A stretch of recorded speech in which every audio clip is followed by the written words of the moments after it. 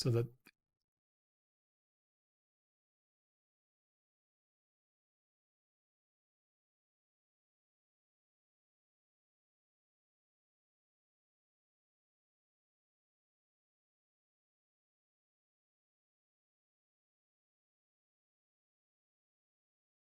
the live stream's up. You just let me know when you want to talk, and I'll unmute.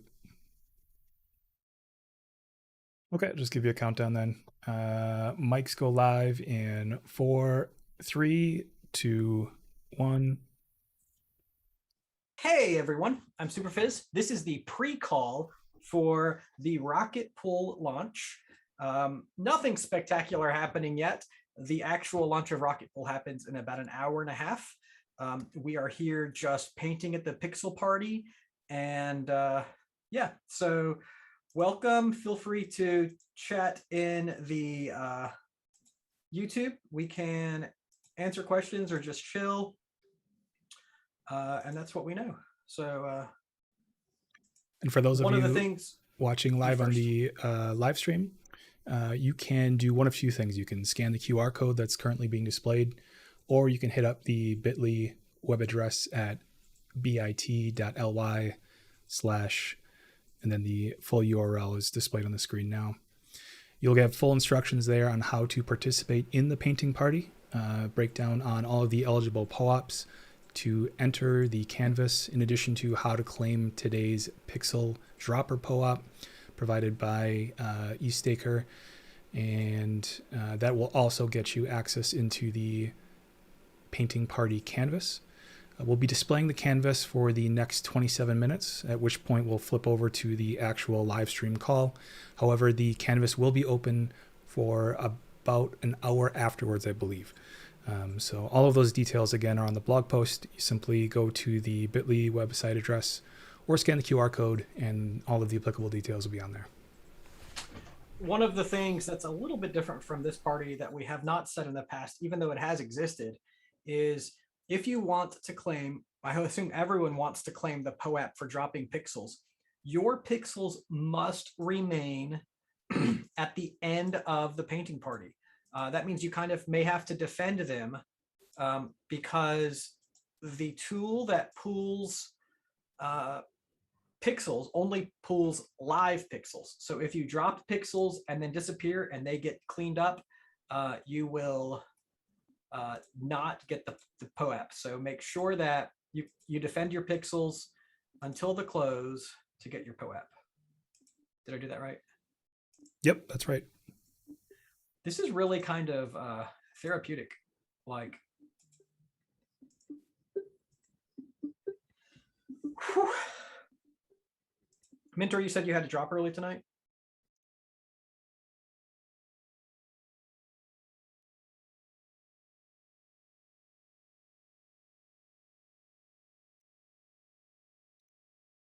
Turned off the mics for the live stream, and we'll go live again closer to the cutover.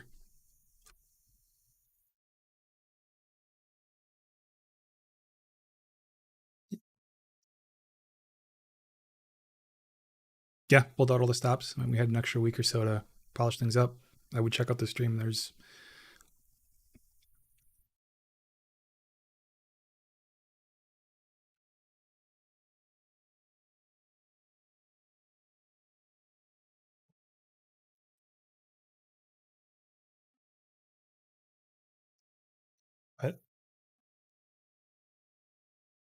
yeah, that was intentional. It's off now.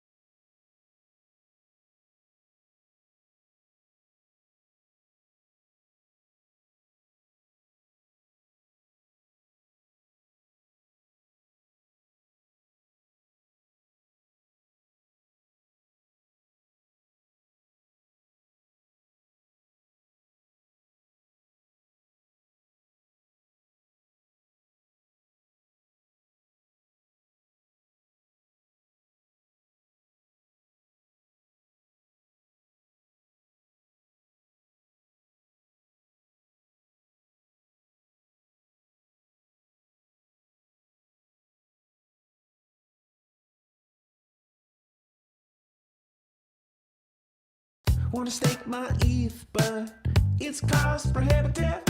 Wanna secure the network and be a good ETH citizen. Centralized staking pools, I just can't trust those centrifuges. Make no mistake, I stake when I can be open source decentralized. Rocket pool. Rocket pool. Been waiting so long now, it's time to launch it. So many betas I lost count. Now we rock it. Rocket pool, increase the fee. No client diversity. Permissionless, composable. Stake for one, stake for all. Rocket, rocket pool. Rocket pool. Joe got me to buy a Raspberry Pi. Now I'm preventing global warming. Rocket pool. Rocket pool. Rocket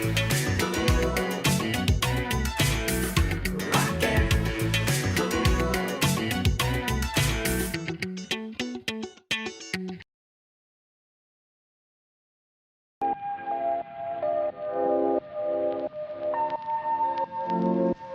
Rocket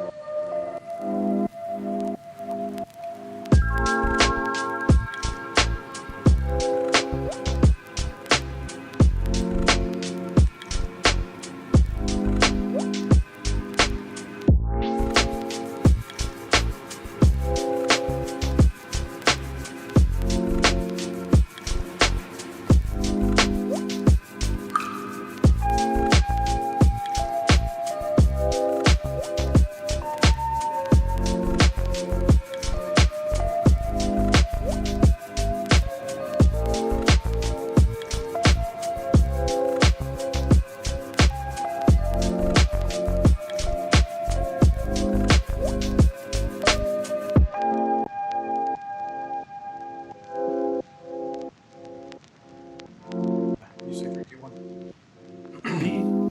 2. Holy cow.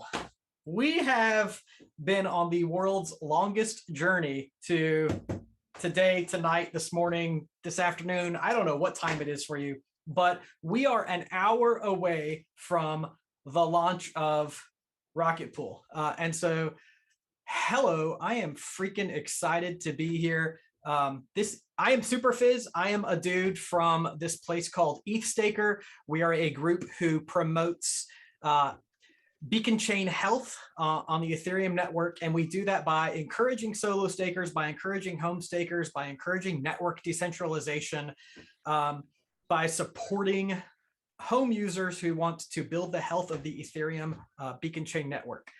And so I am joined tonight by a bunch of people that I'm glad to have. We are with some members from the Rocket Pool team. I see Langers here and Joe, who we all know as JCRTP. We have some folks from the Ethereum, from the Rocket Pool community. I see Ken and Looking for Owls and Mentor. We have other EthStakers here tonight. Buddha, Lamboshi, Patricio Worthalter, Gray Wizard, Remy Roy, and Colfax are part of the Steakhouse Initiative, and they're kind of sisters with the EthStaker crew. Logic Beach is a representative. Hell, dude, you do everything, but he's a mad awesome artist he's really guiding the POAP canvas tonight. We have some client developers here tonight. I see Preston Van Loon, Age Manning. Welcome, guys. We have David from Steerium. I'm Michael Sprout, dude. Don't play it off. You got to call me out. Michael from Lighthouse. Glad to have you. And VGR is here tonight. He developed a dashboard that we're going to check out later. And some of you know Kron from the Rocket Pool Discord. I'm scanning across. I feel like I've introduced almost everyone. Mentor, welcome. Mentor is a very well-respected community member. We're so glad to have you. Now that's everybody I see on camera. I know that there may be a few people who are non-video, but I'm not seeing you, but welcome. Whew. So yeah, let me get back to where I was going. We have a great group here tonight. We're getting ready to observe the launch of Rocket Pool. And as you know, as some of you know, this launch was attempted about a month ago, and not specifically a Rocket Pool issue was identified, but a protocol issue that affected Rocket Pool was identified, and it took really a month to get that fixed thoroughly, to get it triple checked, and make sure that we can launch securely. And so that's what brings us here again today. Before I move on, me supporting Rocket Pool is kind of a weird thing. You may or may not know me. I'm SuperFizz. I am obsessed with Beacon Chain Health. I call myself the Beacon Chain Health Consultant. I'm like a dude who just cares about the Beacon Chain being a decentralized, healthy, robust chain. And so in that role, I've watched pools develop over the past year.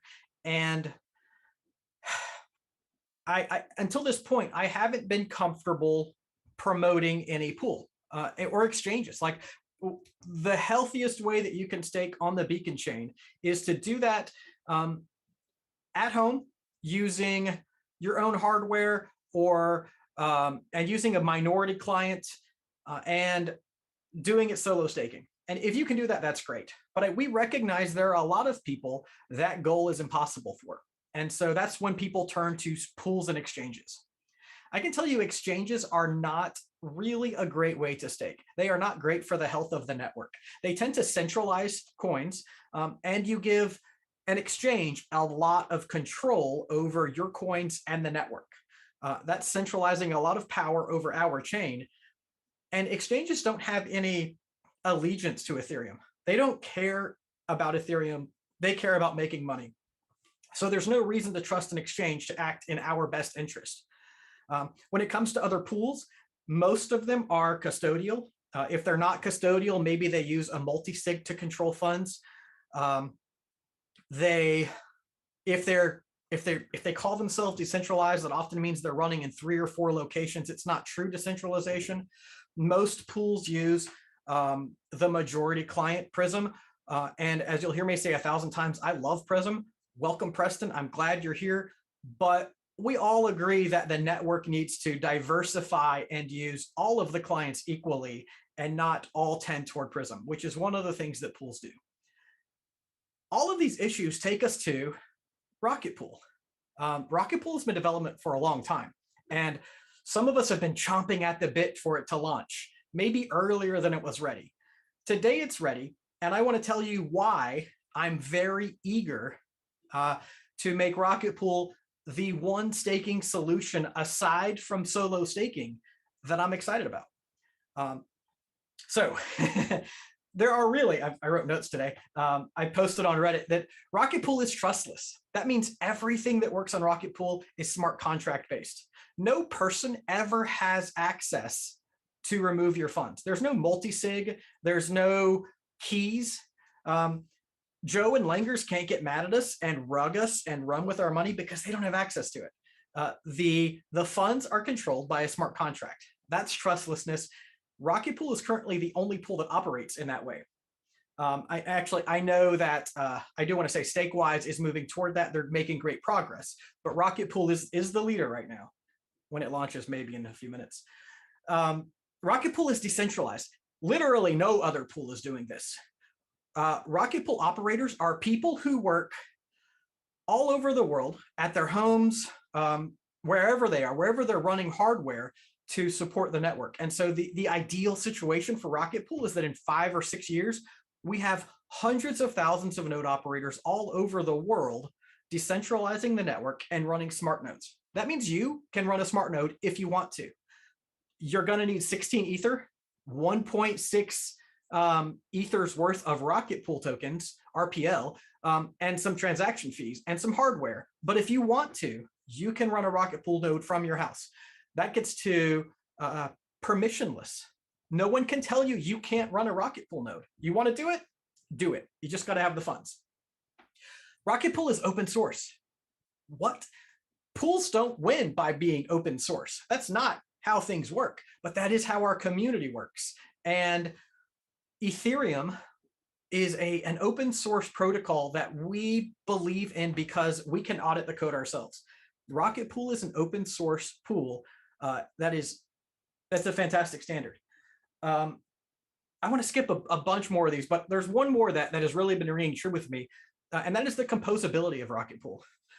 Because Rocket Pool is controlled by smart contracts, because no one can rug pool, no one can withdraw tokens without your permission, and because the rewards that grow on the rETH token are continuous, it makes the rETH token perfect for composability in DeFi, which is one of the most exciting things that I've sort of not brought up because it doesn't apply to the protocol. But I think we're going to see a lot of that. All right. I'm sorry for rambling on, but I really felt like it was important for the EthStaker community to set the stage for why we endorse Rocket Pool when we haven't, until this point, been able to endorse any other provider. I have a lot of friends who are other providers. I love them. They're people I look forward to talking to all the time, but their pools haven't met the standard of open source, trustless, and decentralized. Rocket Pool is the first ever pool to do this. Looking forward, this is just the benchmark. This is the floor. We need to grow from here. What I don't want our community to do is to accept anything less than Rocket Pool. Definitely, I want to see other projects that are raising the standard, but as a community, let's not accept a lower standard. So that's where we're at right now. Woo, how did I do?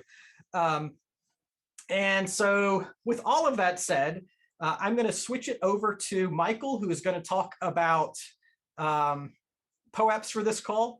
If you're not clear, we're going to launch in about 48 minutes. And right now we have a painting party going on with POAPs.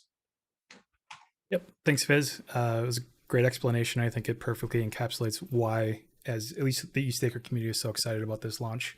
And on that, happy launch day, everybody. Very exciting stuff. As Fizz previously mentioned, we do have a POAP.art painting party happening right now, and it will be happening for the next 47 minutes. The direct link to that painting party canvas can be found in the video description of this live stream. Go ahead and click on the View More Details button, and you should see that direct link to the painting party canvas. There are 13 eligible POAPs. All of them are Rocket Pool based to promote and reward the very strong Rocket Pool community and all of the POAPs that they've distributed over the last few years here. If for some reason you do not have any of those eligible POAPs, fret not. We have one available today for this live stream that you can claim and access the POAP.art painting party. Link to that as well in terms of instructions on how to access the canvas and how to claim today's Pixel Dropper POAP are all in the video description. Now, a little bit more on what's going on today specifically for this call going forward. We will have, in addition to the Pixel Dropper POAP, we will have the live stream call itself. I think we'll distribute that a little bit later after launch, just sort of put a cherry on top of the launch itself. Looking into the call itself, we've got a lot of very exciting things, so I'll be very brief here. We do have a community showcase where we had, if you were listening before the live stream started, we had the wonderful Rocket Pool themed song by Jonathan Mann. You can check his Twitter account at songadayman. We also have Mentor here, who will be talking about Rocketeers, which is the Rocket Pool-based NFT platform that was launched, in addition to VGR, who is going to be showcasing his absolutely amazing work that he's done on this dashboard. I can't wait for that to be showcased as well. Along with an appreciation, I think that is well overdue for Kron. We'll be speaking more on that in a little bit as well. For those of you who aren't in the know, Kron is the silent ninja behind the scenes who's moderating the Rocket Pool Discord. So shout out to him. In addition to those festivities, we have just to break down some core Rocket Pool employees here that Joe's going to be more than happy to go over the system itself. I believe he has a dashboard as well to kind of coach us through the actual launch itself and sort of important milestones there. And I believe that's all we have for the time being. So I'll give that back to Fizz.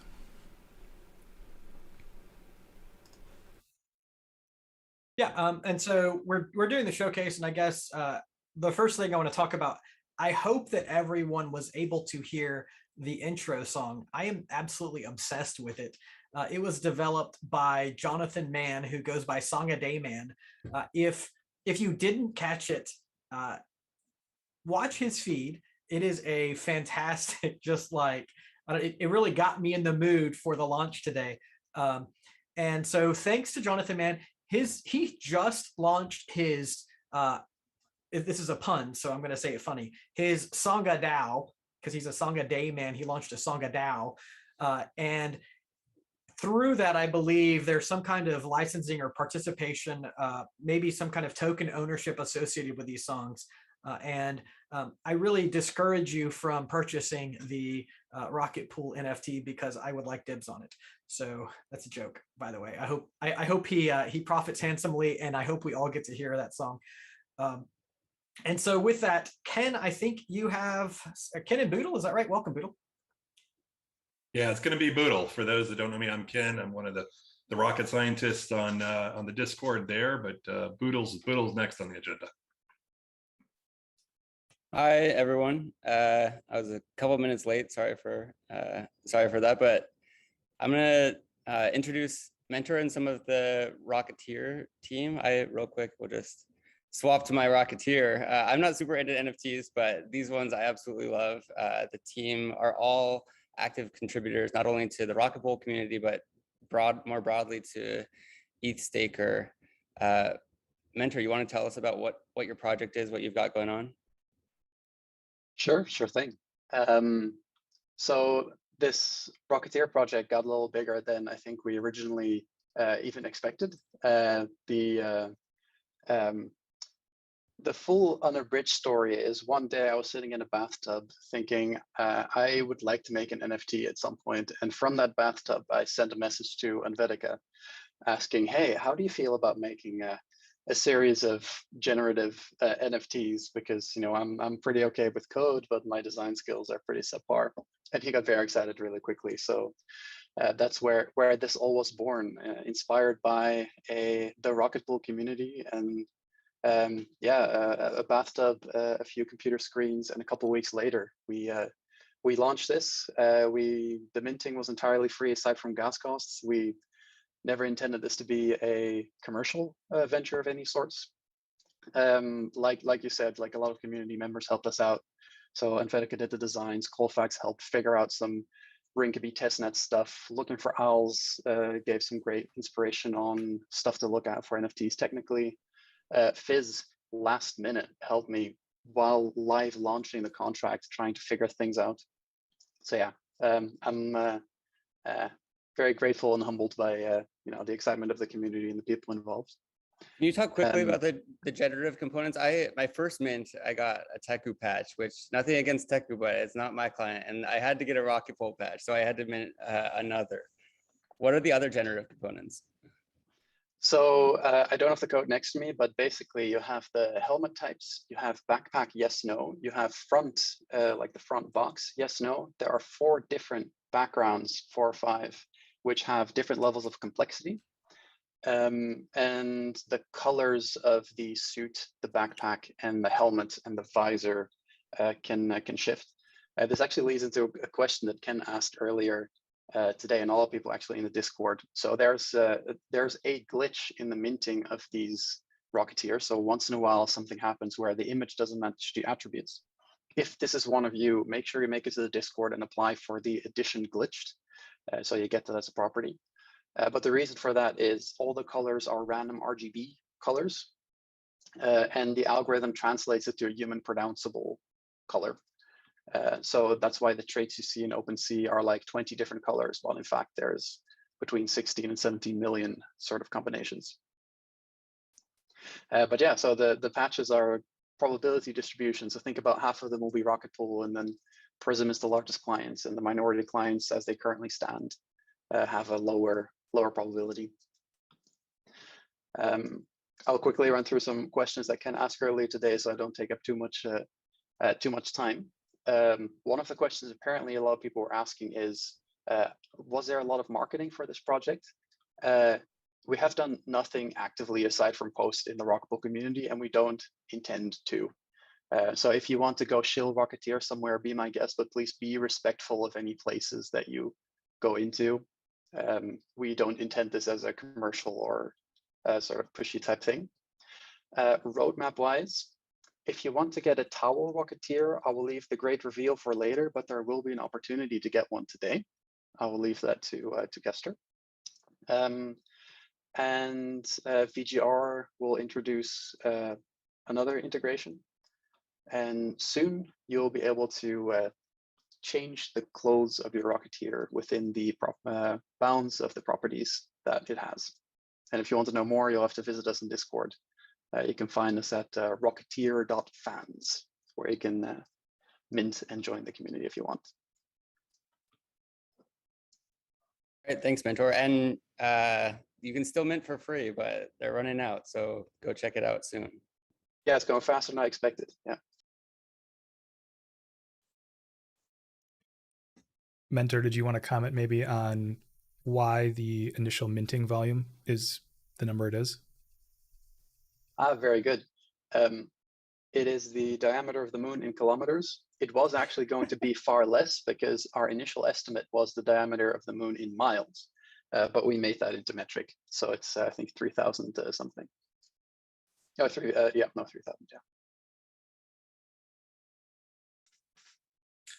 Well, thank you very much, Mentor, for that.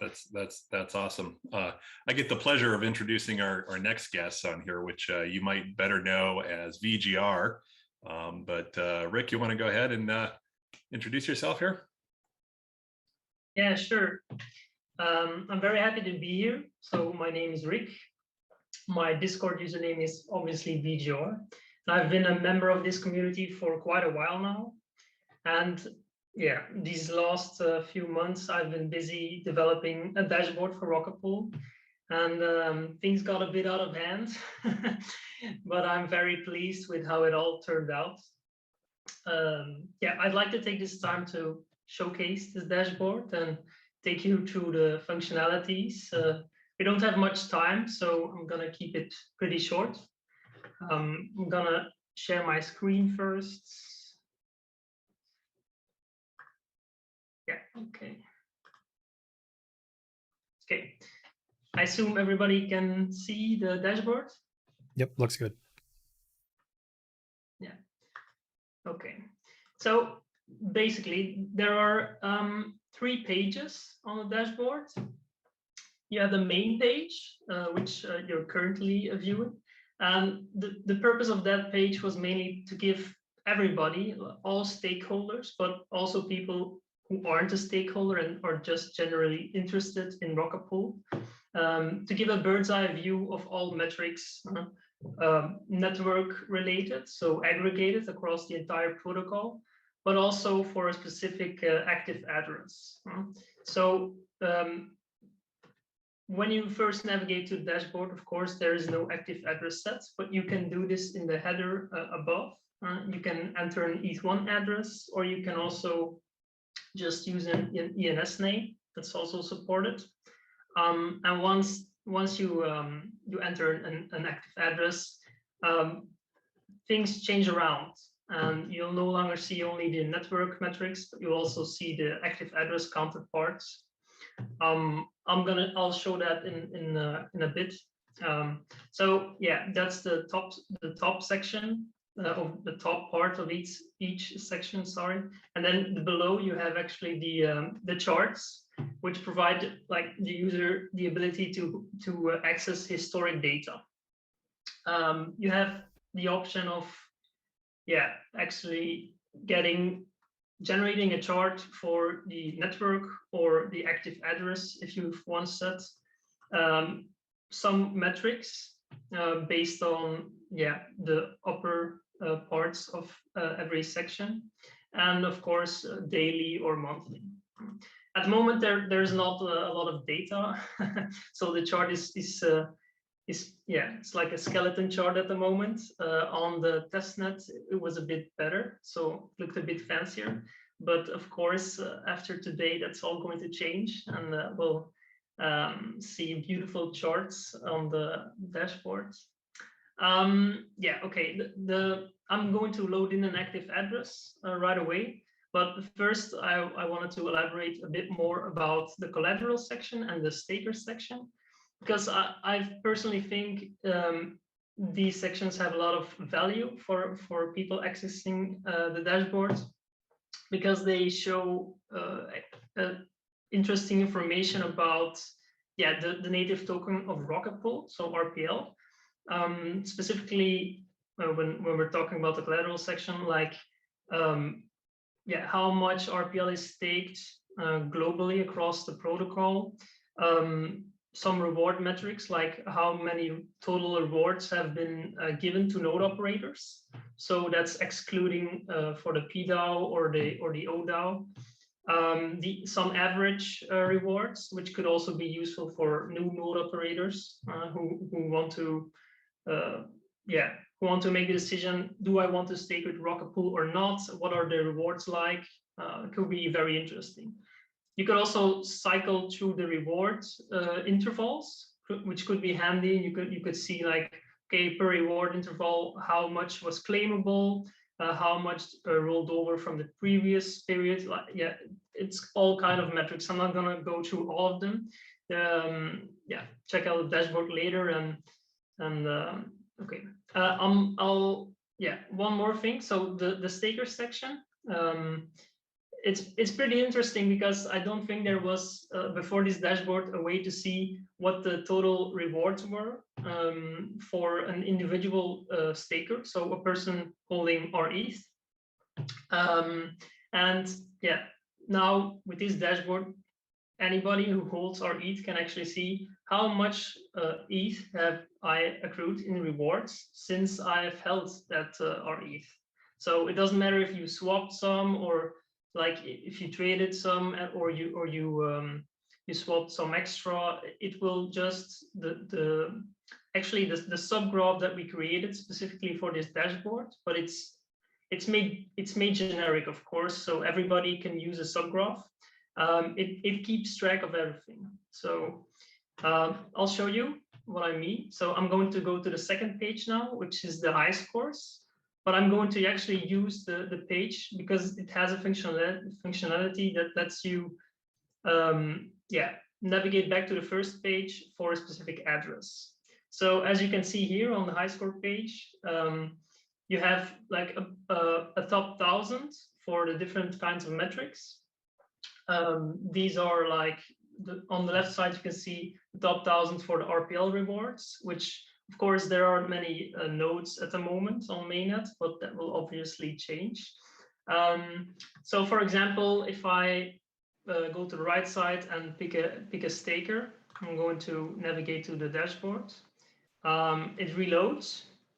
And then you can see here, okay, this staker has gathered this many ETH while he was holding Rocket Ethereum. Okay, so for staker itself, it's not really that much metrics. It's pretty, it's like not a lot. But if we select an active address for the node, like the pi of Joe, we click on that, we'll reload.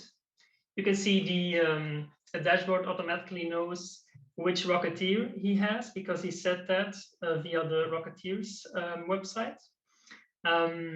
It has, once you set that, the dashboard will show your Rocketeer at certain places. The high score page is one of that, but also on the main page, like when on a reload or in a header. But okay, so now the dashboard is reloaded for the node that's actually Joe's pi. You can see here he has staked 2,750 RPL. yeah, he has also claimed some RPL, I guess, or no, he didn't.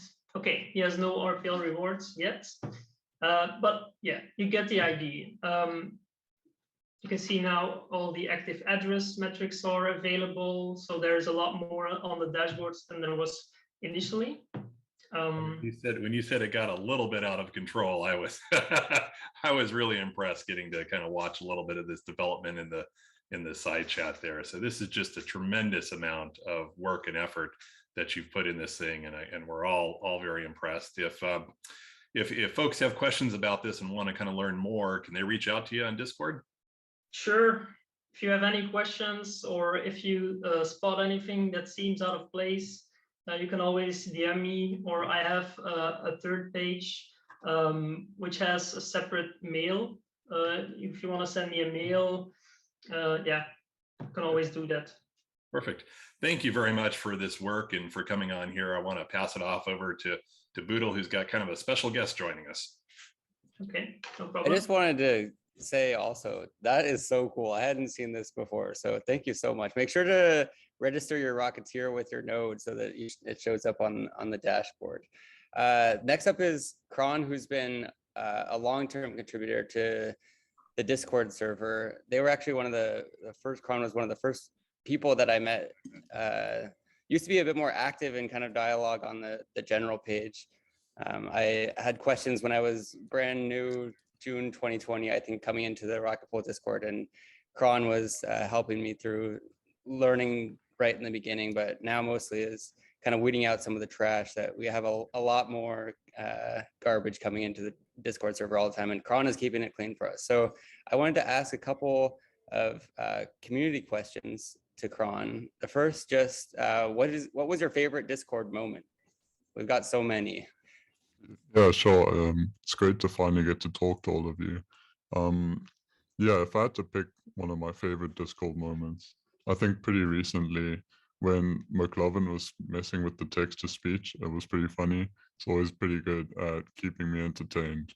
And yeah, please don't try send any more text-to-speech messages. Like, it's not okay, but you know, as a one-time thing, that was pretty great. Very nice. Second question, which ban do you remember, who did you ban that you have the most distinct memory of? I think I remember pretty recently when Rocket Pool Army came into the Discord, and he stirred up quite an argument in trading. Yeah, unfortunately he wouldn't back down, so eventually had to ban him.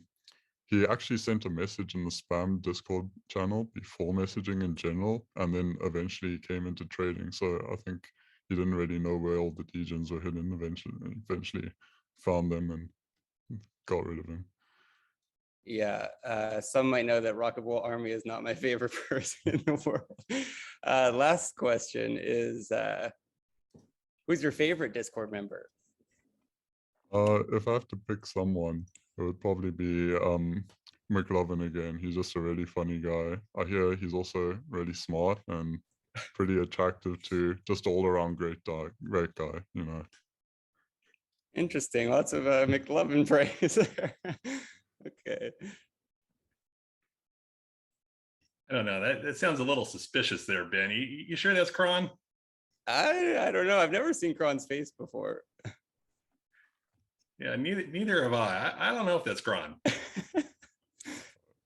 You guys got me. It's actually McLovin. It is McLovin. It's McLovin. What's up, everyone?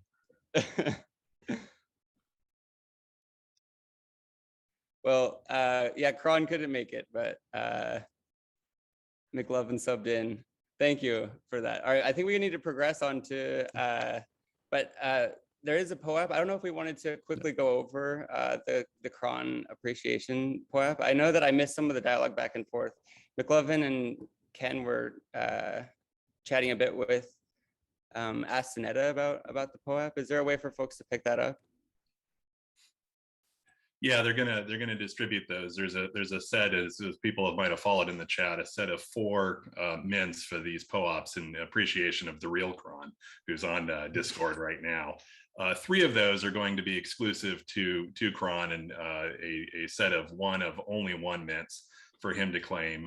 But the winning mint that was produced as part of this appreciation event will be made available as soon as we get the claim codes and a distribution method. So keep your eye on the trading channel and the regular places, and we'll get it. We'll get that POAP out to everybody to celebrate Kron's appreciation of his love of the Rocket Pool community. Hey, I want to sneak in. We haven't mentioned Patricio on this call. Patricio is responsible for the POAP platform and really giving us the opportunity to encourage participation and celebrate a lot of different things with our POAP wallets. And so I do want to shout out to Patricio. On top of that, he has also worked with me and some other Rocket Pool users to allow us to incentivize participation. And so I do want to appreciate Patricio for all he does for Rocket Pool and for POAP. So that's just thanks, man.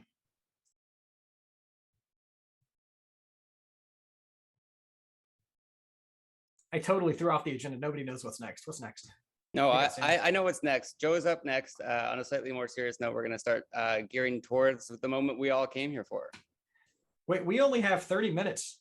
If we let Joe talk now, I'm just kidding. I love you, Joe. It's going to launch whether you like it or not, Fizz. I'm sorry.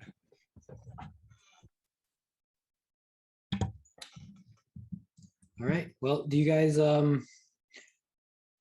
with a half hour to go, I have basically a battle station here filled with different metrics and dashboards and things to monitor as it's happening.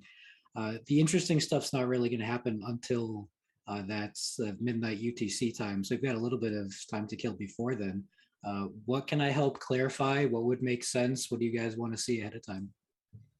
I want to see what you're seeing. Like, tell me, when launch happens, what's the Rocket Pool team looking for? Okay, sure. I can share some stuff about like what's, well, let me start by saying I've got a couple monitors up and I can only share one of them. The one that I will be sharing is mostly what the team is going to be looking at mostly. And it's basically, we're just going to be querying the blockchain, the ETH1 blockchain over and over and over, watching how the transactions go and watching how the state kind of builds up. So I can show some of that stuff off at the very beginning. It would also, I think are there already pre-scheduled questions? Because I also have my own and I don't want to run over, but. Yeah, there are a few pre-scheduled questions. I think a few things that we definitely want to get to are like an overview of the launch, like kind of what the community should be expecting.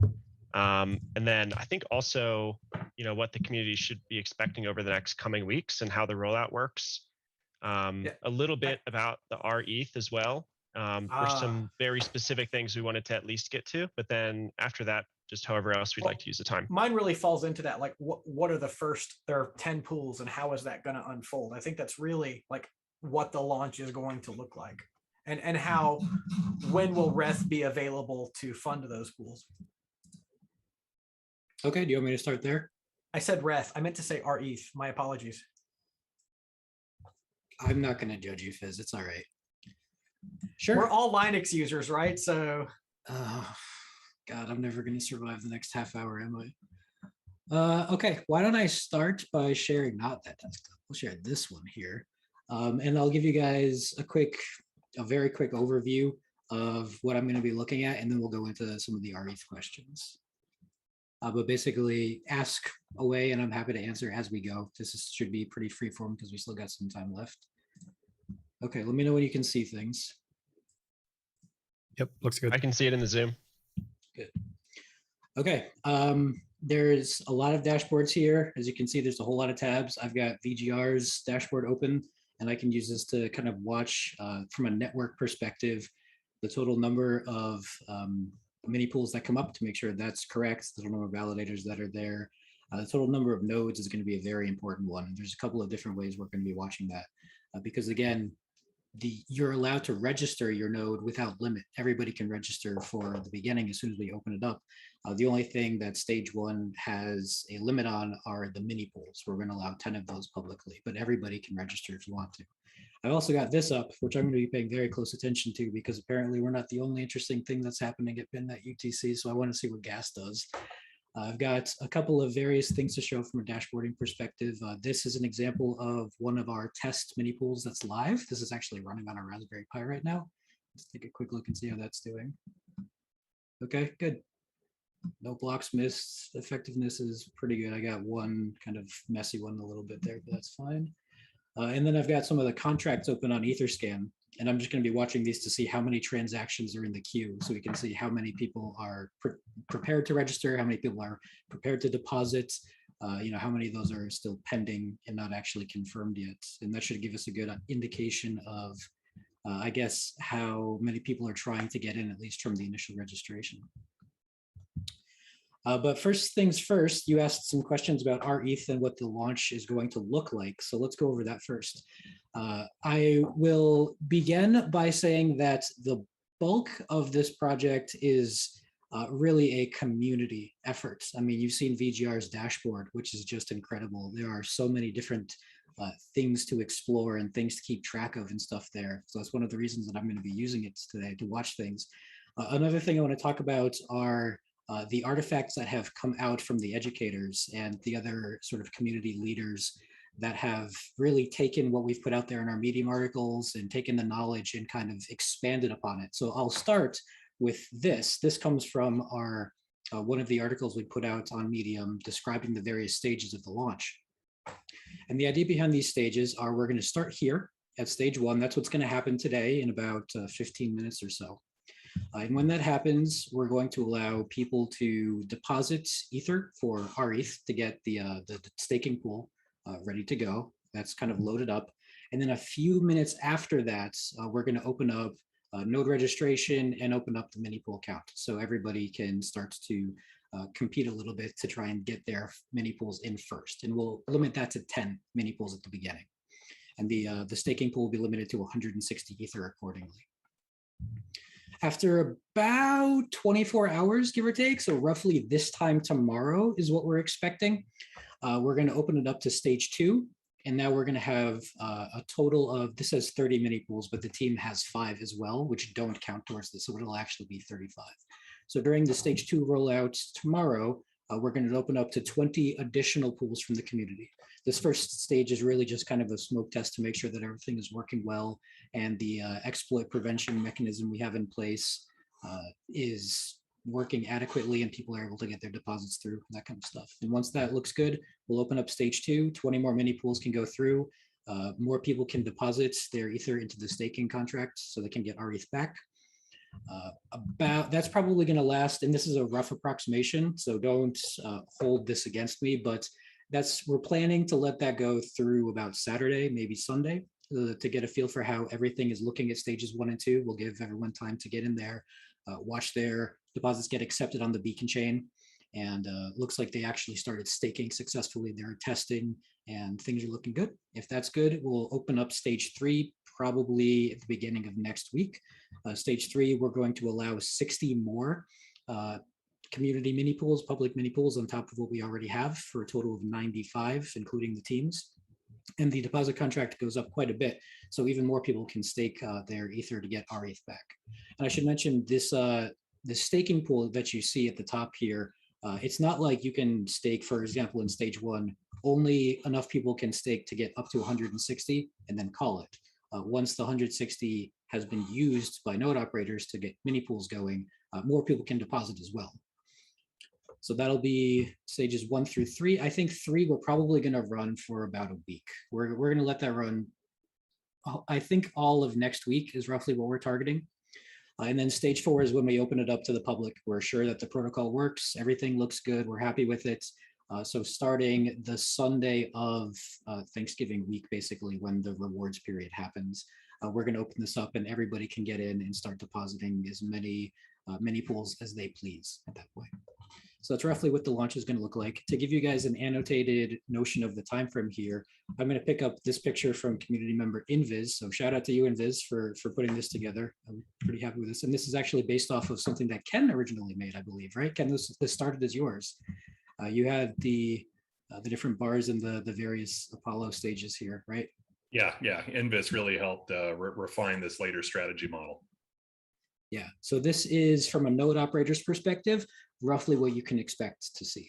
From a pool staker's perspective, you basically just deposit whenever you can when the pool is open. From a node operator perspective, pay close attention to these stages. There is to make this abundantly clear, there is a 28-day wait period from the moment that you register your node with Rocket Pool before you are allowed to claim your RPL rewards, that first claim period. So we're going to launch here. There's a 28-day wait from the time you register, and that's going to go past the actual claim period here that starts on November 26th. So most people that registered tonight won't be able to do that first claim until December 6th or so. That's expected. That's okay. But as soon as you are eligible to do that first claim after 28 days have passed right here, this is when you can do that claim. And in order to do a claim, you have to have a mini pool that's already staking and active. It doesn't have to be on the beacon chain yet, but it has to be on staking status, which means you've done your deposit, you've received your Ether from the staking pool, and you have passed that 12-hour scrub check where the Oracle DAO verifies you haven't done any trickery, you're not trying to front run the withdrawal credentials for your mini pool, everything looks good to go. Once that happens and you've graduated to the staking status, then you will be able to claim. So this is definitely, and I'm sure I've been answering this question pretty much all day. I've been on the Discord just doing some Q&A and kind of stuff. And this is the question that I get the most is how do claims work and when should I register and that kind of stuff. So this is basically what you're going to be looking at. Register as soon as you can from a gas perspective within reason, and that will start that 28-day timer. And then as soon as that is over, if you have a mini pool and staking status, you'll be able to claim right away. So that's what we're going to be looking at from a timing perspective as far as the overall agenda kind of goes. We'll start with stage 1 today. We'll let that run for about 24 hours. For the rest of this week, we'll be playing with stage 2 roughly. For next week, we'll be looking at stage 3. And if everything looks good at the end of stage 3, the week after that, we'll open up stage 4 and everybody can go unlimited. There's been a lot of focus on smart node operators. Can we talk more about rETH, like when that's going to be available, how much is going to be available, things like that? And because this threw me off a little bit, the 5K ETH, is that, yeah, go ahead. Sure. So each of these stages, the top bar here is what we call the cap on the deposit pool. So this is the total amount of Ether that's allowed to be in the deposit pool at any given time. It's not the total amount that can ever be deposited. It's just how much can be in that pool before we cut off any future deposits. And so node operators will have to come and put this to work on the beacon chain and lower that total before somebody else can deposit into there. When you do deposit into there, you are given the rETH token. That's the time you get that token and you can sit on it and let it grow. You can use it in DeFi applications. It's an ERC20. You can do whatever you want with it at that point. And so I can give like an example of how that works fairly quickly, just as a refreshing. I would like to clarify for many people that Rocket Pool is not the only way to get rETH. You can also get it from decentralized exchanges, and in many cases, it may be cheaper to obtain it from from decentralized exchanges like Uniswap than it would be to mint that directly on Rocket Pool. And so I know you're about to demo requesting rETH. Can we talk about what that's going to look like tonight in like the next couple of minutes, the next 5 minutes? What do you mean what it's going to look like? So I was under the impression that at about 5 before, or maybe it's right at the top of the hour, rETH is going to open for availability for a very small amount. And then mini pools will be available. Can you talk about that timeline a little bit, that 5 minute? Okay, yeah. we're going to open up. So at launch at midnight, or as soon as the chain mines the transaction that enables things, I suppose. So roughly about midnight, the deposit pool will be open, and the cap at it is 160, which means people can deposit ETH into the contract to get rETH back up to 160. Now, node operators are not able to use that yet for mini pool generation. They can't make mini pools because that part's not open yet. So once people deposit up to 160 Ether in that contract, it's just going to sit there. It will basically be locked. The first 160 to get in gets 160 Ether worth of rETH, and that's theirs. Then we're going to open up a few minutes later, node registration and deposits and mini pool creation, and people will be able to grab that Ether and put it to work on the beacon chain by creating mini pools.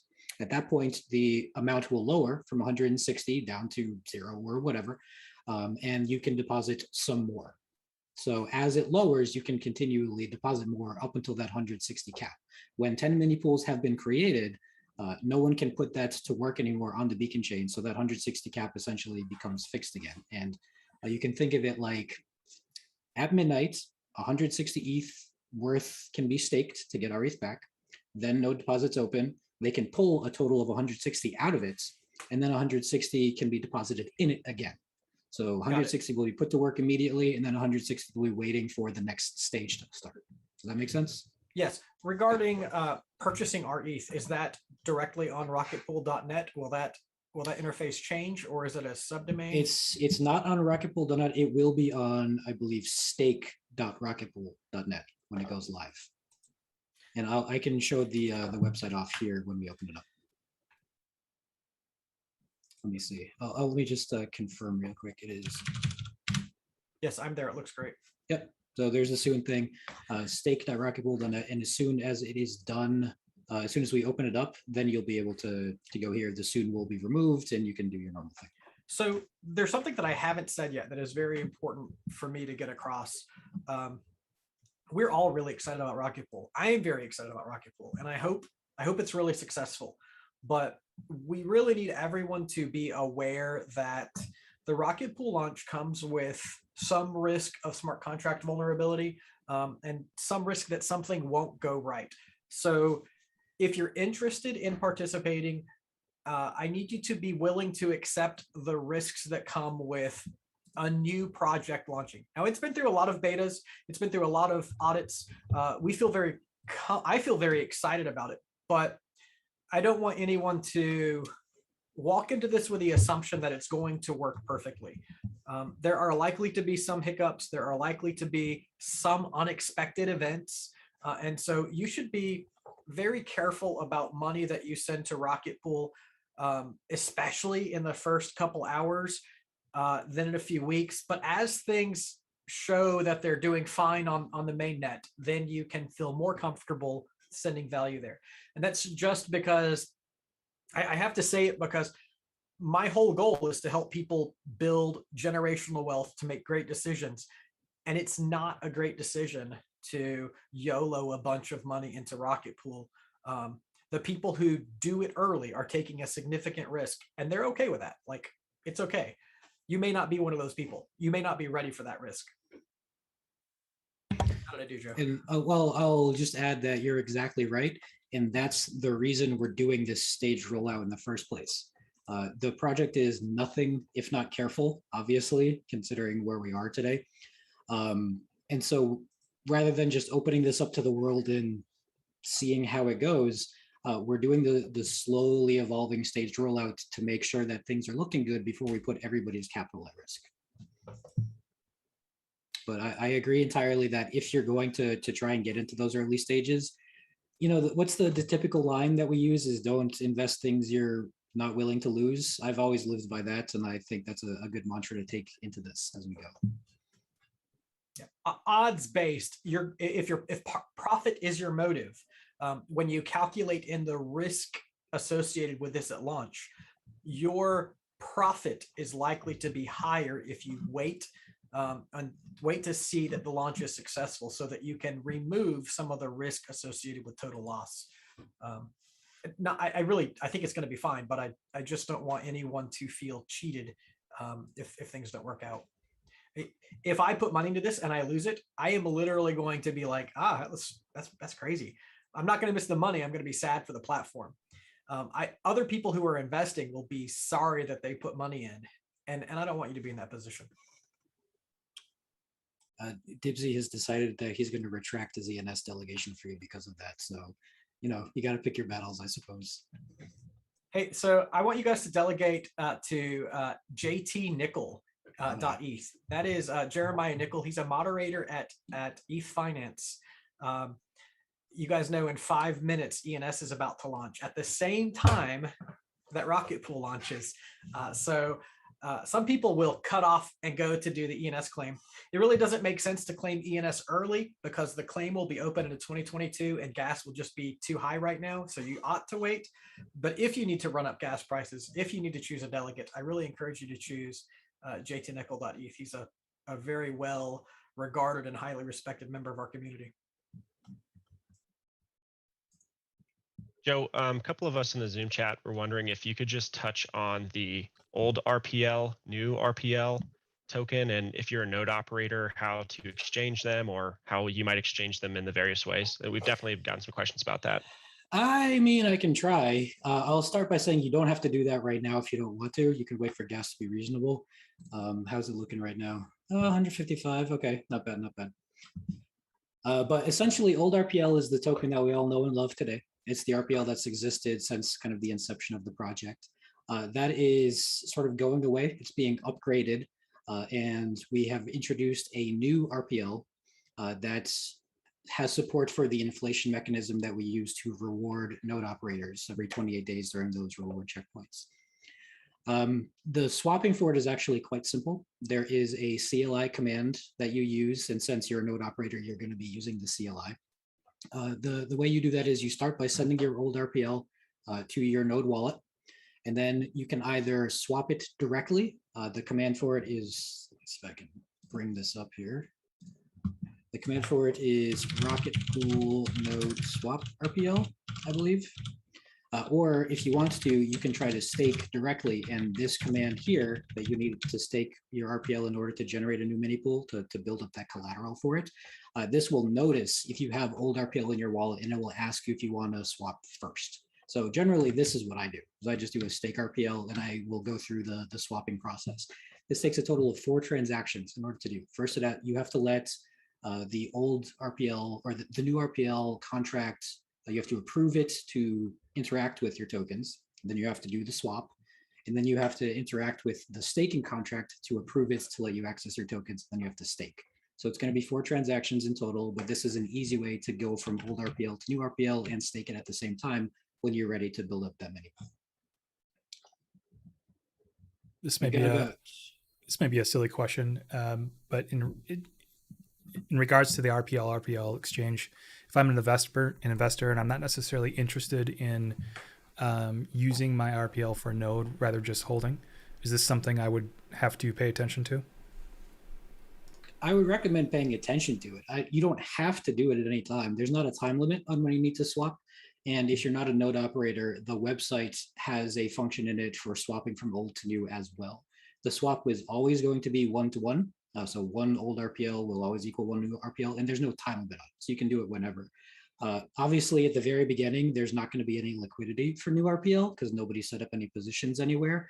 If your interest is trading, you may want to wait unless you want to create that first position and capitalize on the lack of market share and get all those fees for yourself, in which case, by all means, go for it. But that is something to consider. You should be aware of it. You don't necessarily have to do it immediately. The only people that have to do it are node operators.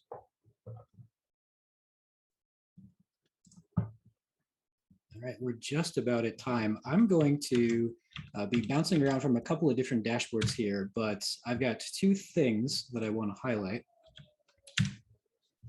So what I'm looking at here, it's easier. I know this is a CLI. It's not everybody's favorite view. You like having graphical things, but after having done a lot of experimentation with this, it's easier to just query the chain directly. So I have a couple of things running and talking to my Rocket Pool ETH1 node right now. And every 5 seconds, they are refreshing the total stats of the network and the total time zone. So at the beginning, what I'm expecting to see is this right here is going to change. This is the staking pool balance. So this is how many or how much Ether is currently in that staking pool that people have exchanged for rETH back. When we open it up, I'm expecting that number to grow. And then a couple minutes later, once that's up, then we're going to start seeing people register as we open up node registration. So this should probably grow pretty significantly. And we launched? So I am not in the team's private chat. I'm with you guys instead. So I don't know what they're up to as far as the launching and things goes. So I just attempted a Well, I'm gonna find out. transaction to switch one ETH for rETH. We'll see how well that works. But I quick fingered it and didn't increase my gas to rush it through, so I'm probably not gonna do well. Hey, Joe, Refresh this real quick. I've also got the events Discord showcasing on the live stream. Perfect. Did you want to just a TLDR on what that is and why that would be valuable to look at? Okay, so I'm told that the one you want to look at is events ODAO. Do you have that one handy? Yes, let me switch over to that. Events ODAO is now being displayed.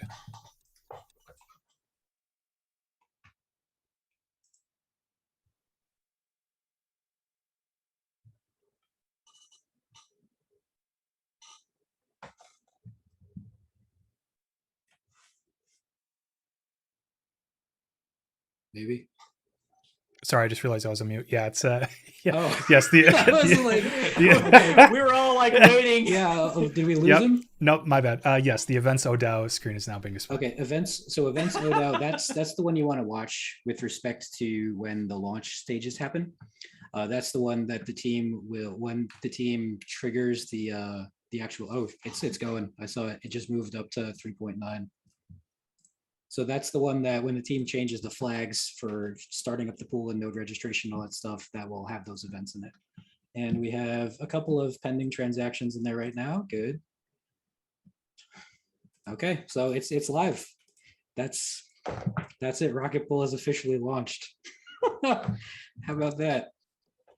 So we'll watch that staking pool as it goes, and we'll see that thing grow slowly. Yeah, in the Discord in the events channel, I see a 3 ETH deposit to the pool. So congratulations to whoever Good. was that very first person. That's very cool. There's another one. There's 4. And yeah, let me open this thing up again. That's the wrong one. Okay, the website to go to is this. Oh, and it doesn't even have the soon anymore. It's just right there. I would go through this live, but I don't have anything connected. I have some stuff for Prater. That's probably okay. All right, let's take a look at the dashboard here. This is the live one. I have There's one. 12. I have one. Let's see. I have rETH. Congratulations. What just happened? Let's take a look at the network here. Let's see the rest supply. Let me refresh this. Now I can be a liquidity provider. Yes. Very good. Okay, let's see how so much that it's- costed to mint that. It's increasing slowly. So this is yeah, the rETH supply, which is how much has been minted thus far, I suppose. to mint one rETH. And again, this will be flexible over time, but I paid 0.06 Ether or $324 to mint one. And again, that is that's not going to be the long-term cost. You can always get it in other ways, but that's just what we're at right now with. Okay, we're at 16. So we have enough to officially launch one mini pool right now, which is good. Everybody else will just get into the queue. Gas is looking okay. We're in the 200s. I mean, that's higher than I would like, but it's not bad, all things Did you considered. ever think you'd say that? Gas is okay in the 200s?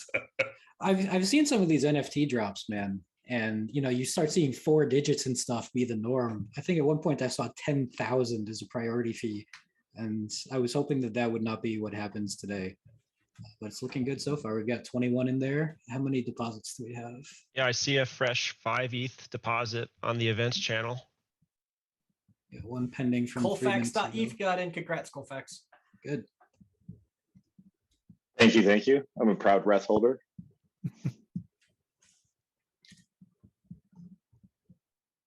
Hey, so I want to.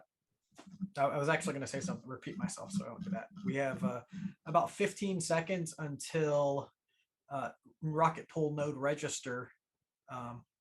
Does that has to be mined, or is that some other trigger? No, the node register is a transaction on chain. It has to be mined.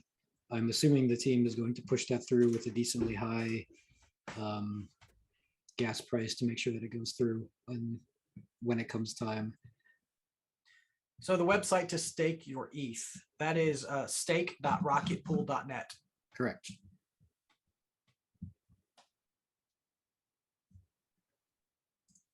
Take a look at this again. And so about 25 seconds ago, the transaction would be submitted to allow Rocket Pool node register.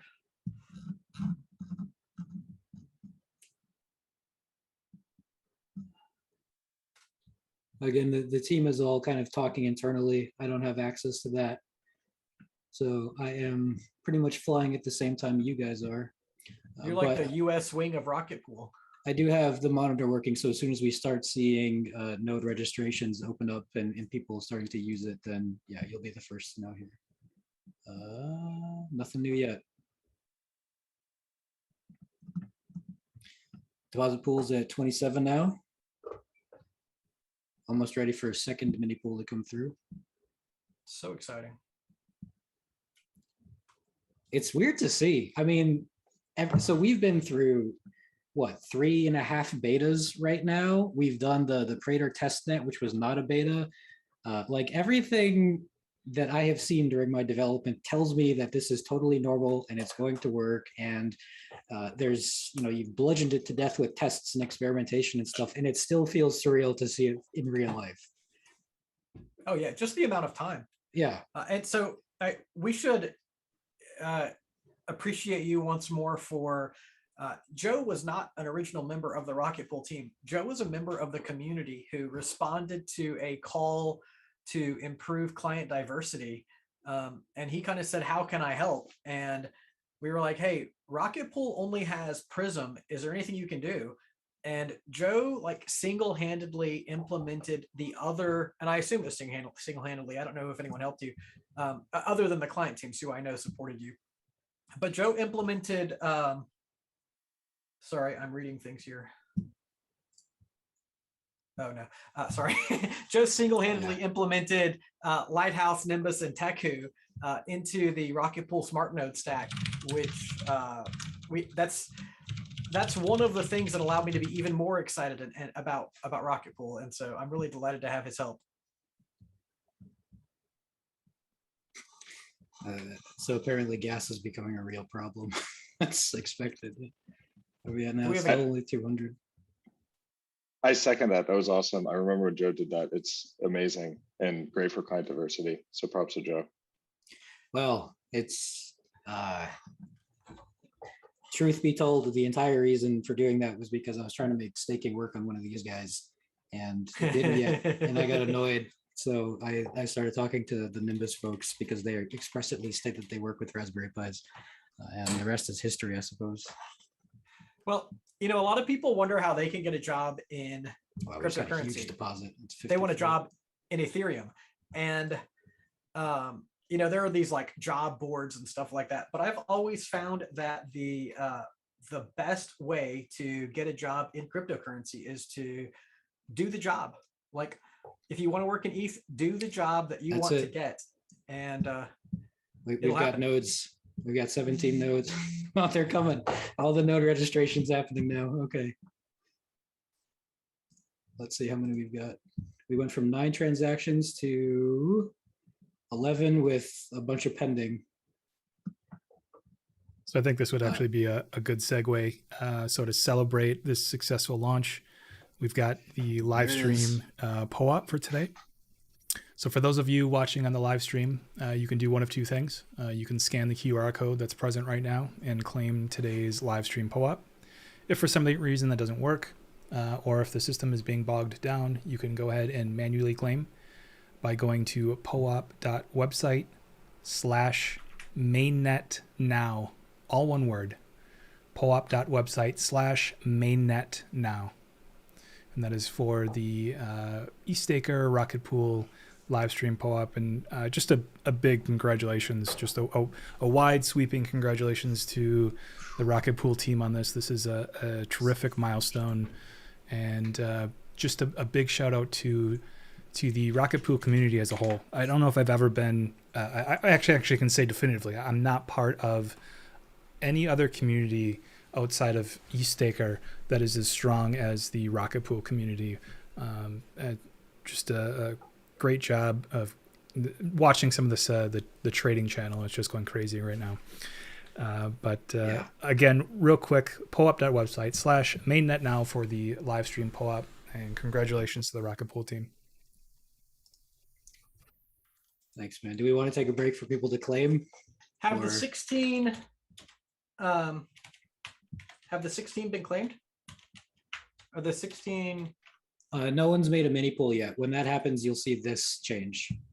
The active mini pools, you'll start seeing them go initialized and pre-launch. So people are still setting things up right now.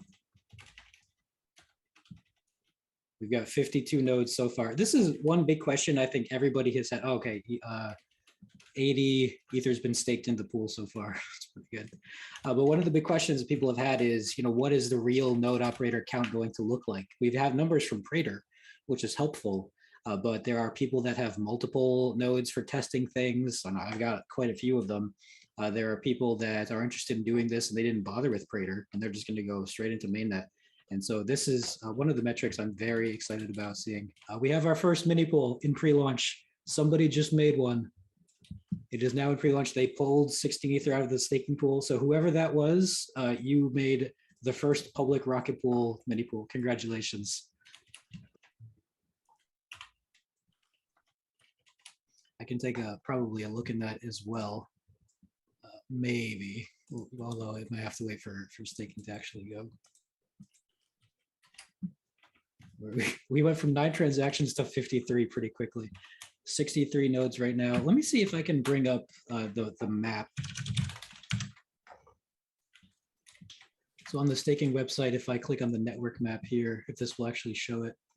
No, okay, so this is going to take a little while to reload. I think this takes like a half hour or so, every so often.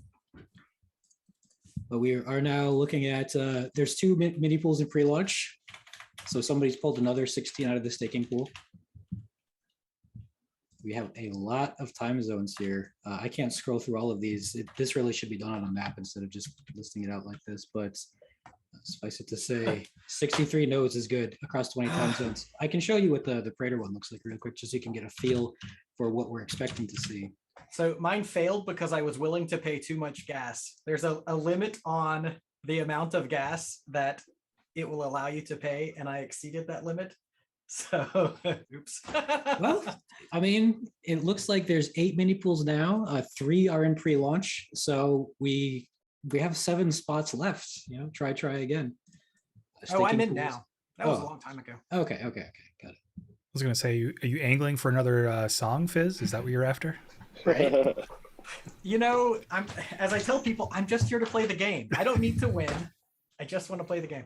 Oh, it dawns on me, you guys can see everything because you have access to that events channel. And I'm looking at trading right now and not the events channel. And I should be looking at the events channel so I can actually see who the mini pools are and can put them up on screen.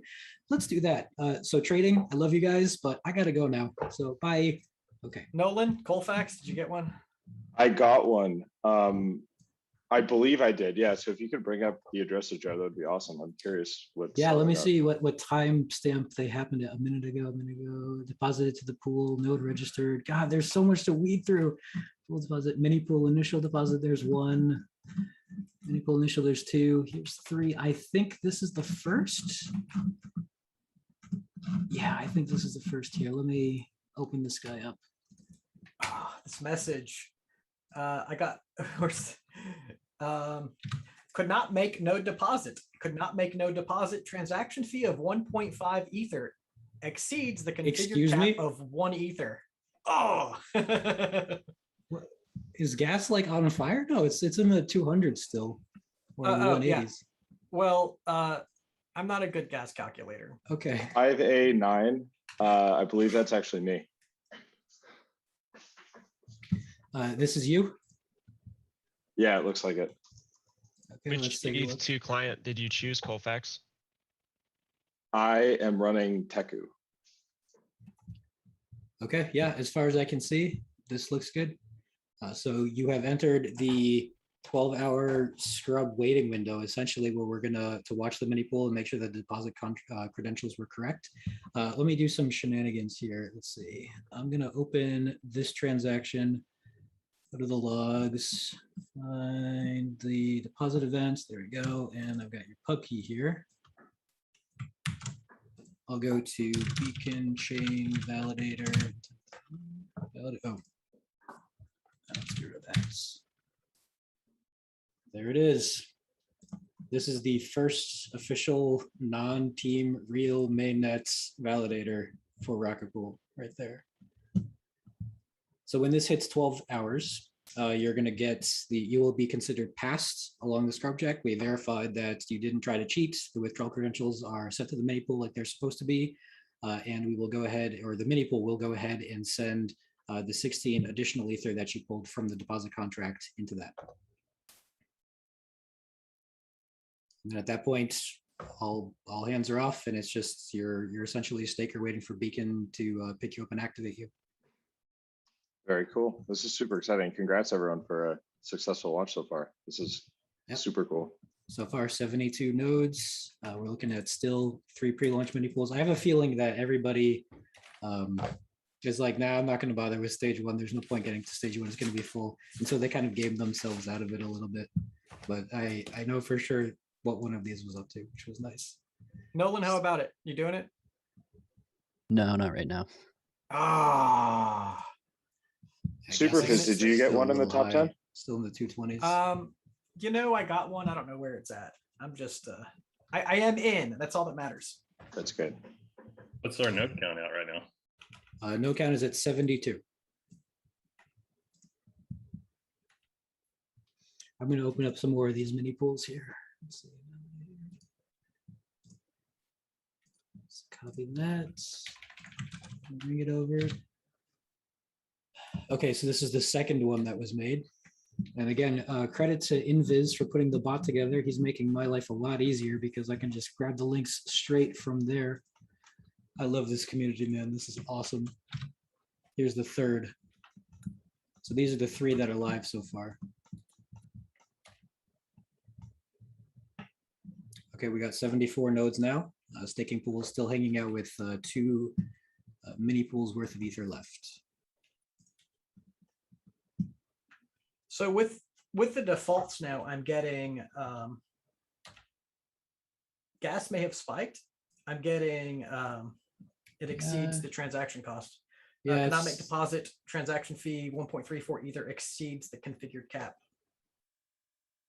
That's too much gas. But I'm not supplying gas. Okay. As a parameter. Is that what it's trying to estimate you at? I believe. Yeah, I got the same there. Yeah, it might be trying to estimate what the current best is for mainnet, but there is that cap, as we noticed, in the amount of gas Rocket Pool CLI is going to let you spend. So maybe there's a edge case there. Yeah, it could be. I mean, truth be told, we've never tried to run it when things were this high. So maybe that's what's going on, is everybody's trying to create these mini pools all at once, and they're running into that problem. And well, it seems to be falling. It's down to 1.3 now, 1.03. I apologize. Well, it's up to 1.06. Oh, I have a ping, and I know what that means. Let's see. But this is great. Like, forget this little. It's awesome. It's launched. Like, I have a mini pool on Rocket Pool now. Where do we throw the party? Go. I think the gas cap is by Geth, right? I think there's a 1 ETH gas cap. Yeah, maybe. And it's not. I mean, honestly, it's not bad that it's in there because yeah, I think that's good. I just need big red letters that say, "Superfizz, is this you? Are you sure you want to do this?" I was thinking very hard about putting that in. I decided against it, but it took a lot of debating. Oh, I forgot that we actually did joke about that. It's just playing the game. You got to pay the network. Mm-hmm. Miners. I was calling this Miners Christmas. I have one. I don't know why I keep trying to get another one. I don't need another one right now. I need to let other people play. Invis is talking to me right now. The 1.5 ETH tried to deposit would have pushed the pool over the cap, which is why the transaction failed. Yeah.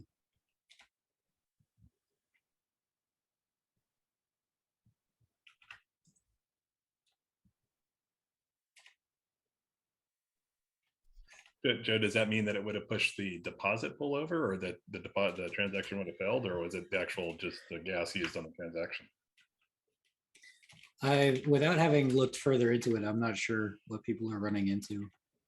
I was directly quoting Invis. He just pinged me in the Discord.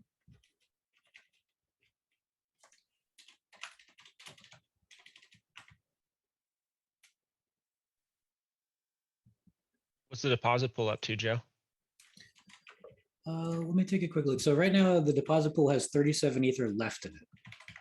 We still have spots for 7 more mini pools. So there's still plenty to go around. Let me check the contracts real quick. I can get rid of this one now. Okay, I scripted my hammering so I can return to the call now. Hi, everyone. Hi. Oh yeah, look at that. I'm seeing some reverts, out of gas, out of gas. A lot of out of gases. I should check. So beacon chain rocket pool will show beacon chain /pool /rocket pool will show pools, right? DAO members, proposals, mini pools. It won't appear there. Oh, it does. It does. Does it? I think These so. are yeah, actually I just refreshed and The deposit site is still countdown. How is the deposit site still countdown if people are depositing?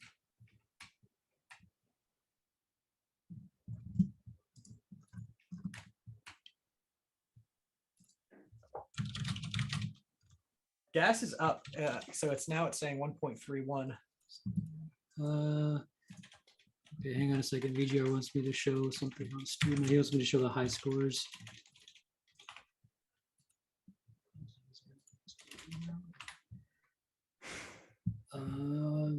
You want me to show the stakers? This again. 10 minutes ago, deposited validator key. I have a validator key.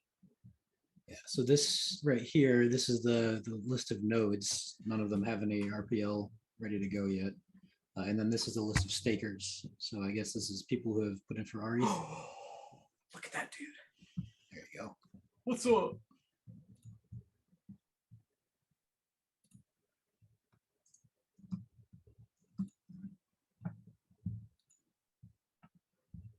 Whew. Okay, so it looks like in general things are successful with the exception of Look, there's a gas problem with some kind of limitation here. So as this goes down, people will start to be able to use it more. And then it looks like for some reason, if I go to stake, some people still have the soon TM here. And it opens even up, after Control F5. I'm not sure. I'm just kind of taking a look as some of the things come through and then reporting them. I don't have this problem. Obviously, the deposit pool is filling, so not everybody's having it. Just some people. One thing that I noticed is before launch, when you go to stake.rocketpool.net, it redirects you to stake.rocketpool.net/soon. Yeah. And so maybe those people have still the /soon. Can you try typing /soon and see if it brings you to the soon page? Yeah.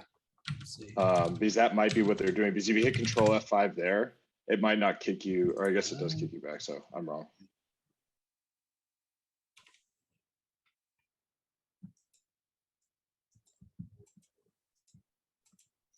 I do want to show this off because I know Buddha and our friends at Beacon Chain spent a long time putting this together, and I'm excited to see this now. If I go to Beacon Chain and I go to more, there is now an option dedicated to Rocket Pool here underneath the staking pools. So they list the services, they list some details about each of the pools, and then we have our own Rocket Pool stats down here. And this is a very useful thing for exploring all of the different options. As far, oh, these are some 32 ETH deposits. Very nice. Okay. Joe, I'm seeing 5 mini polls on pre-launch status now, so 2 more got through. Oh, you're right. You're right. I wasn't paying attention to that. I'm sorry. We got 2 more mini pools through, and it looks like the staking pool is empty right now. So we might see a couple go to initialized, which means that your mini pool has been deposited. It is ready to go. It's just waiting for 16 Ether in the staking pool to get there. All right, we've got 5 spots left for node operators. And we still need lots and lots of Ether in that staking pool for now. So there's a, let me actually refresh this. Wait, did I? No, I don't need to refresh. It looks like 3 were full deposits and then 2 were halves. And some of these did not belong to the team. These were actually community mini pools, which is awesome. As far as nodes go, this is ridiculous. Like they're from all over the world. We got some in America. There's one in Seoul. Do you have the map ready? The one you showed before the call? Do I can take a look and see if it refreshed. I forget what exactly the refresh timer is on it. Okay. Oh no, this is Prater. Never mind. This is what it's going to look like once it does refresh. This is the Prater one. Let me take a look and see if the real one is up yet. I'm going to stake.rocketpool.net and click on network map. No, this is still just some of the team's stuff.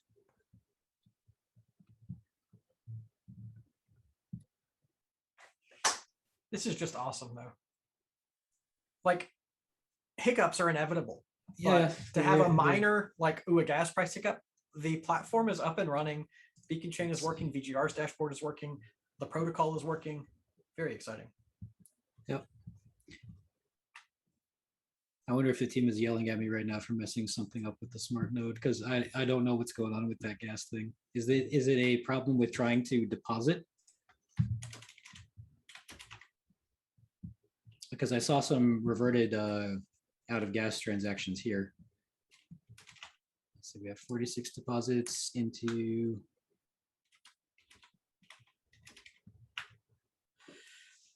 poor Etherscan 47. So it's still a lot of pendings that haven't gone through. So let's just real quickly zoom out of this. And if I'm completely new and fresh to the scene in relation to Ethereum, why is this important? What is Rocket Pool doing that I, as a potential staker, couldn't do before? What is it? How is this helping the overall ecosystem? Okay, that is a question that deserves a robust and complicated answer. I will try to answer as That's like, Joe, you got to make it easy. as briefly as possible. Let me start. I'm actually going to change things up a little bit. Let me start by showing you this. So this is our dashboard. This is the node operator dashboard specifically. So everybody that runs a Rocket Pool node with some mini pools attached gets access to this. This is sort of private for you. So you can see what your node is up to, but we also provide some of the network stats down here that I can talk to in a little bit. But essentially, what this lets you do is twofold.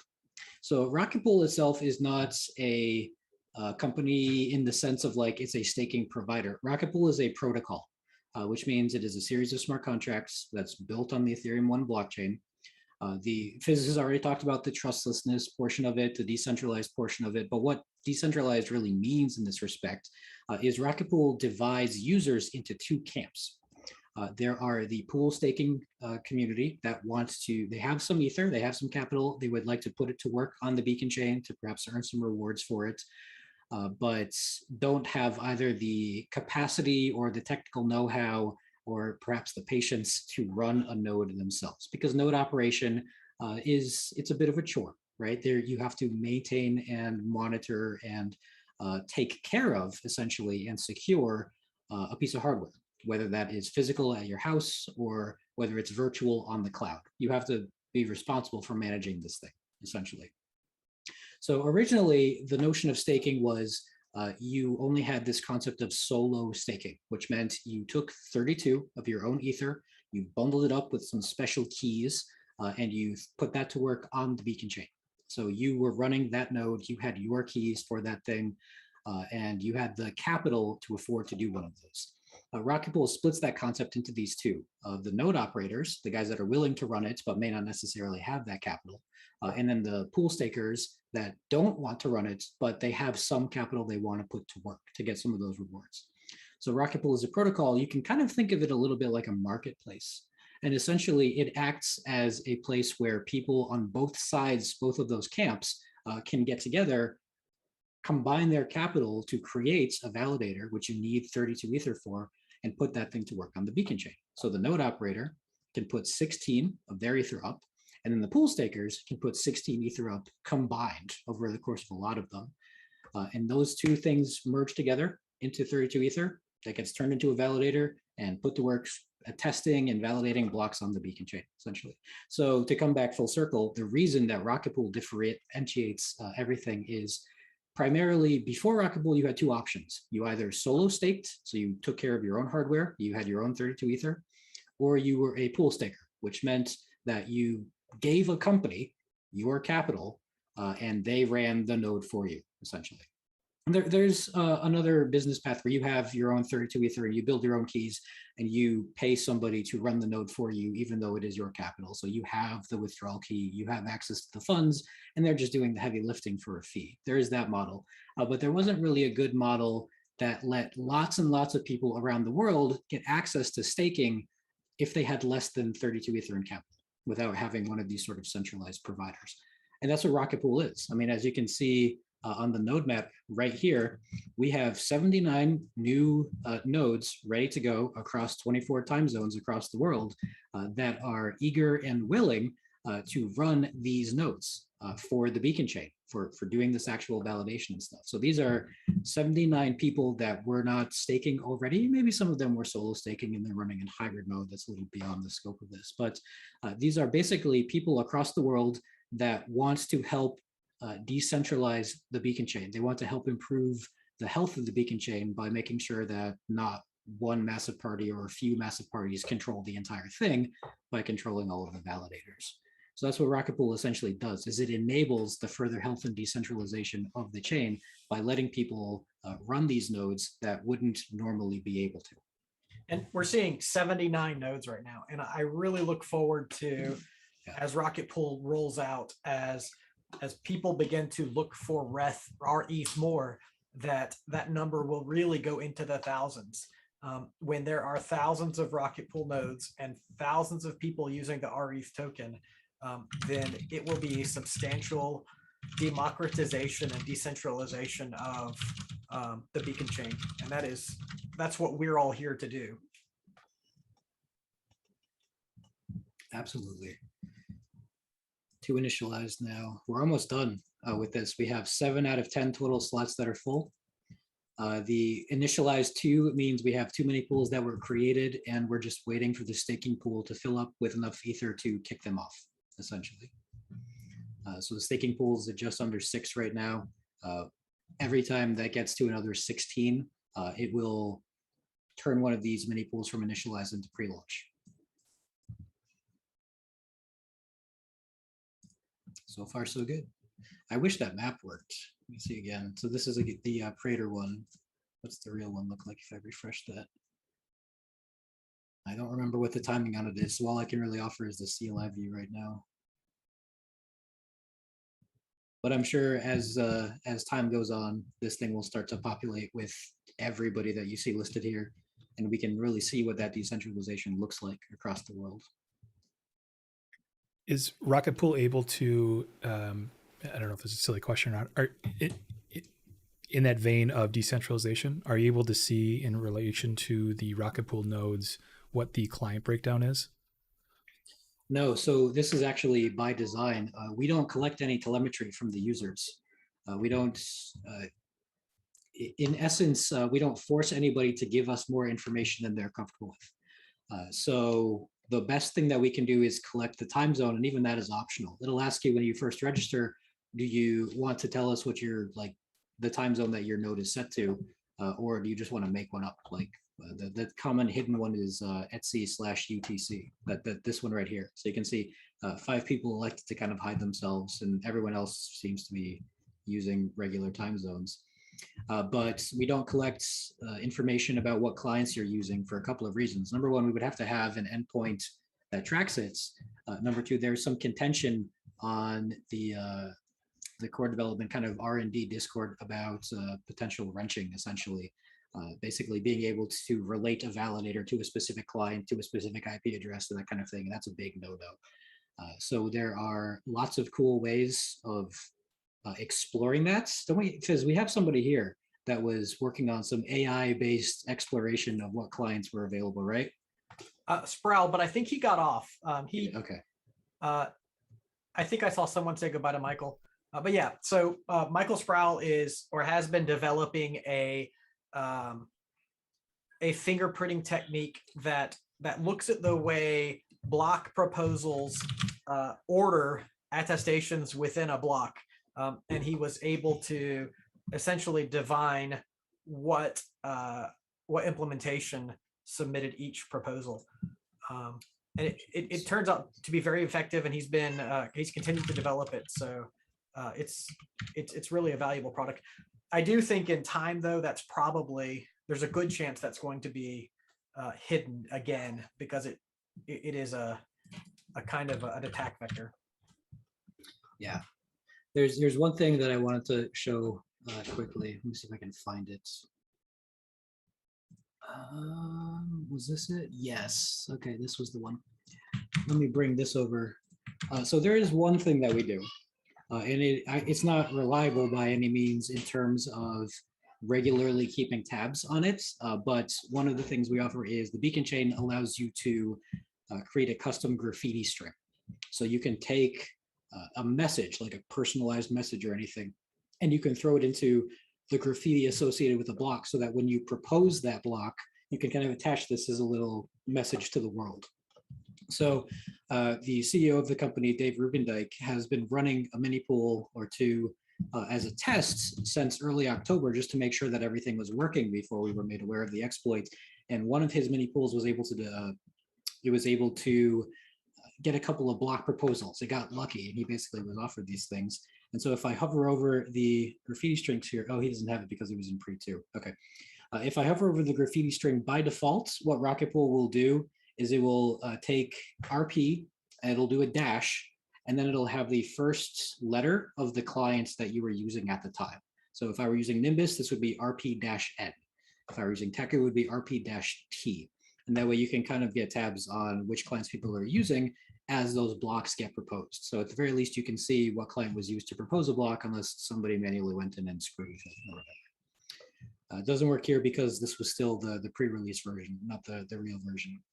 But that capability was actually added by one of the community members. I want to give another shout out to Invis, Invisible Symbol, who did that for us and gave us a pull request for it.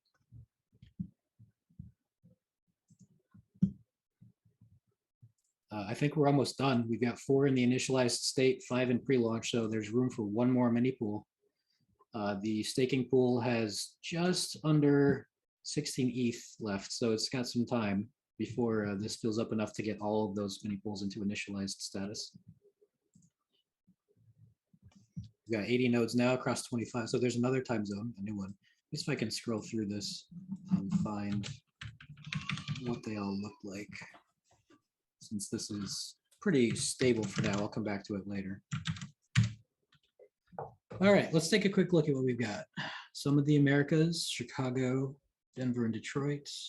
LA has a lot, New York has a lot, and based on what we saw in Prater, that's to be expected. These were pretty popular. A couple from Canada, a couple distributed throughout Asia, a couple in Australia, and some of those are the team pools as well. Some that want to stay hidden. Quite a bit in Europe as well. Berlin's got 8. Yeah, so they're all over the place. We've got one in Honolulu as well. Look at that. Very cool. It's a bit of an unfair question since you just launched and this has been a big build up. But what, in a general sense, what's next? What is on Rocket Pool's radar for moving forward after this now? Yeah, so the most important thing that we're going to do is watch this. We're going to be watching each of those mini pools to make sure that they don't get what's called scrubbed. And the idea behind scrubbing is this is related to the exploits that was mentioned right before our initial targeted launch in October, where somebody could essentially front run the deposits on the beacon chain contracts with their own withdrawal credentials. So we being the Oracle DAO, watches each of the mini pools as they go through to make sure that nobody tried leveraging that exploit and nobody front ran the credentials. That lasts throughout 12 hours. So the Oracle DAO has plenty of time to find any of those front runs and report them and essentially break that pool. It's called dissolving. And the idea being the 16 ether that was given to that pool from the staking pool goes back into it. The node operators ether is locked on the beacon chain. They don't get that back because we don't have control over the beacon chain contract. So it's not burned for forever, but they won't be able to touch it until withdrawals are implemented. So there's kind of a disincentive for people to try to leverage that exploit.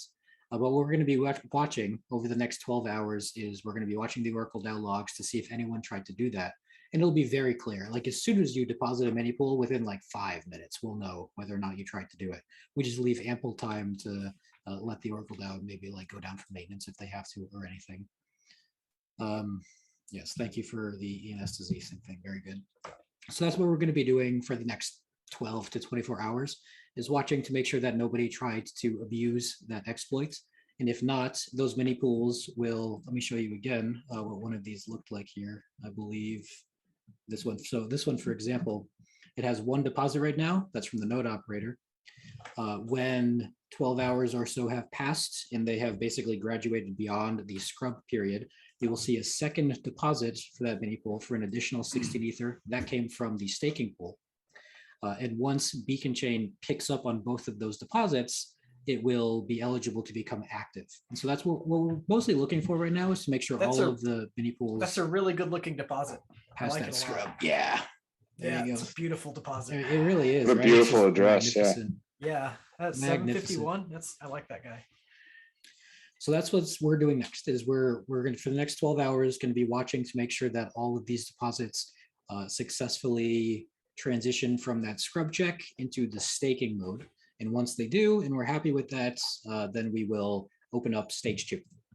Well, it's going to be the exact same show. We're going to be watching all those metrics. We're watching the scrubs to make sure that no one's tried to abuse the exploit or anything, that everything is staking correctly and it's been able to be activated on the beacon chain. That's what stage 2 is all about.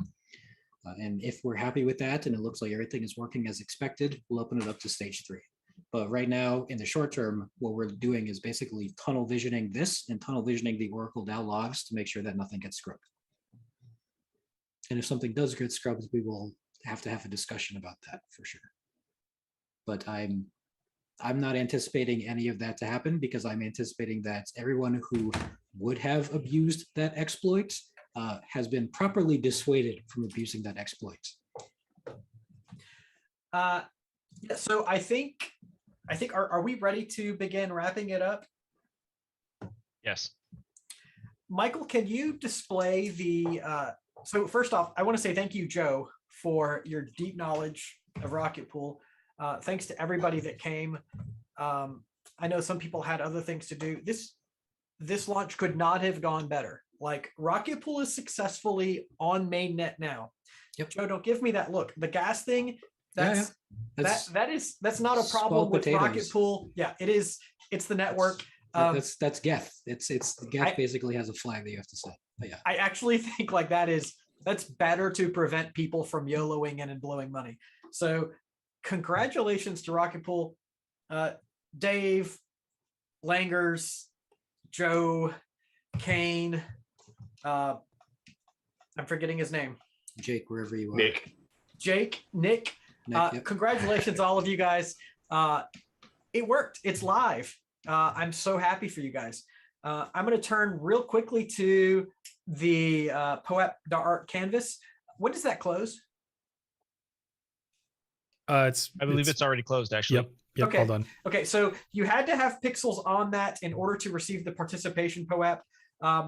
Logic Beach, congratulations again on putting a canvas together that really captures the success of Rocket Pool. I'm loving the rocket there. Congrats to LFO on the Hoodels. Yes. I just want to say that I'm extracting the addresses like now. It'll take a while. Cool. And I'm loving seeing that Rocketeer there also. I want to say thanks to Magdalena from Nifty.inc for dropping the octopus with a balloon. but it's a great canvas. I can't wait to see what we're going to do with that. Hopefully we'll be able to distribute that. Is that part of the plan, guys, that we want to distribute that as an NFT? Are we still rocking on that? Sure, why not? Yeah, slowly but surely. Yeah, okay, and that's still a process that we're learning. We still owe you the Altair canvas that we will definitely mint to you one way or the other, and hopefully we can do the same kind of thing with this one. But yes, I couldn't find my unmute button, but yes, that's the plan. Just bear with us. We're working on building a future of automated tools, and it's we're trying to build the tools as we fly the plane. Awesome. So we're not standing you up. It's going to happen. There's one last thing I want to mention before we hop off. ETH is about to hit 5K. And so nice timing. Yeah. Let me go to my favorite website here, Ratio Gang. Yes. As EthStaker, we don't ask for money, but we do want to distribute an ETH to 5K POAP. And in order to prevent spamming on that or farming, we are accepting a $10 equivalent donation to any way you can get that to EthStaker.eth. I suggest using something like Matic and or XDAI or Arbitrum, and just give us $10 to prove you're not a spammer. That actually, I hate saying that. That's not who I am. I'm not somebody who asks for money.